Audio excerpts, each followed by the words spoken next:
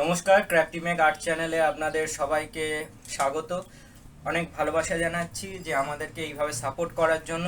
আজ যে বিষয় নিয়ে কথা হবে সেগুলো হচ্ছে ব্রাশের বিষয়, খুব গুরুত্বপূর্ণ আলোচনা হবে।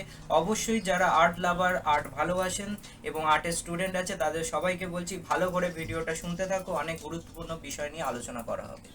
তো আজকে যে বিষয়টা নিয়ে কথা বলা হবে, ব্রাশ নিয়ে প্রচুর কনফিউশন তৈরি হয়। কি ব্রাশে ছবি আঁকবো, কোন ব্রাশটা ভালো, কি ছবির জন্য মানে কোন কালারের জন্য কি ব্রাশ ইউজ করা হবে, এই ধরনের বহু প্রশ্ন আমাদের আর্টিস্টদের মধ্যে আসে। যারা আর্ট শিখছেন বা আর্টের বিষয়ে কাজ করছেন, এই ধরনের সমস্যা আসে।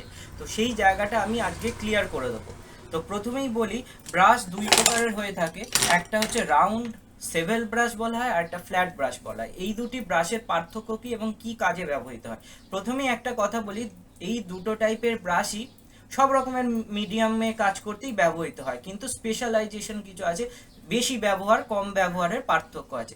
যদি সাধারণত আমরা যখন ওয়াটার কালার করে থাকি তখন আমরা রাউন্ড ব্রাশটাকে বেশি প্রেফার করি, রাউন্ড সেভেল ব্রাশটা ব্যবহার করা হয়। কিন্তু বেসিক ওয়াটার কোডিং করার জন্য আমরা বড় ফ্ল্যাট ব্রাশ 2 ইঞ্চি 3 ইঞ্চির ব্রাশও কেউ কেউ ইউজ করে থাকে। কিন্তু বেসিক্যালি ওয়াটার কালারের জন্য রাউন্ড সেভেল ব্রাশটাই মূলত ব্যবহার করা হয়। এছাড়া ফ্ল্যাট ব্রাশ কিসের জন্য ইউজ করা হয়, এগুলো হচ্ছে হার্ড ব্রাশ, হার্ড ব্রাশ। এই ব্রাশগুলো ইউজ করা হয় সাধারণত অ্যাক্রিলিক বা অয়েলের জন্য। কারণ এই ব্রাশগুলো ক্যানভাস বোর্ডের ওপর ব্যবহার করা হয় বলে এই ব্রাশগুলো তুলনামূলক হার্ড হয় এবং এই ব্রাশগুলো সারফেসটা ফ্ল্যাট থাকে।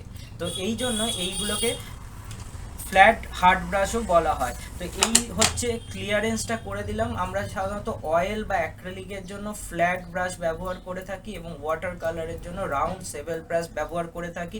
কিন্তু বিশেষ বিশেষ ক্ষেত্রে নিয়ম নাস্তি হয়, বিশেষ বিশেষ ক্ষেত্রে আমরা দুই রকমের ব্রাশই দুই জায়গায় ব্যবহার করতে পারি, তা সে ওয়াটার কালার হোক, অয়েল হোক, অ্যাক্রিলিক হোক, যাই হোক। এখন আবার অনেক সময় এখন খুব ব্যবহার হয় যেটি, এখন কিন্তু আমরা পেন্সিল শেডিংয়ের ক্ষেত্রেও এই ধরনের ব্রাশের ব্যবহার করে থাকি। তো সেই সমস্ত বিষয় নিয়ে আরও তো আলোচনা হতেই থাকবে। ক্র্যাফটিমেকের সঙ্গে থাকুন যারা আর্ট লাভার আছেন বা আর্ট শিখতে চাইছেন।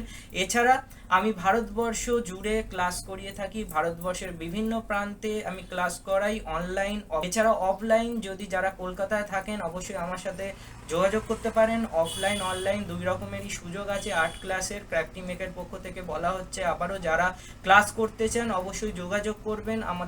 আমাদের ডেসক্রিপশন বক্সে লিখে জানান ক্লাস করতে ইন্টারেস্টেড, বা এখানে নাম্বার আমি প্রোভাইড করে দিচ্ছি, সেই নাম্বারে don't be hesitate, just call me, আমাকে কল করুন, আমি সব ডিটেলস প্রোভাইড করে দেবো। দেখতে থাকুন, এই ধরনের আরও মূল্যবান আর্টের বিষয়, তথ্যমূলক বিষয়গুলো নিয়ে আমি আলোচনা করব। আর্ট হিস্ট্রি, আর্টের প্র্যাকটিক্যাল দিক, থিওরিটিক্যাল দিক, যাবতীয় যা বিষয় আছে আর্টের সম্পর্কে এই চ্যানেলে আপনারা পাবেন। সবাই দেখতে থাকুন, ভালো থাকুন এবং সাবস্ক্রাইব করে দিন, সব জায়গায় ছড়িয়ে দিন, যা সারা ভারতবর্ষে ছড়িয়ে দিন। ভালো থাকবেন, আবার অন্য কোনো ভিডিওতে আপনাদের সাথে দেখা হয়ে যাবে।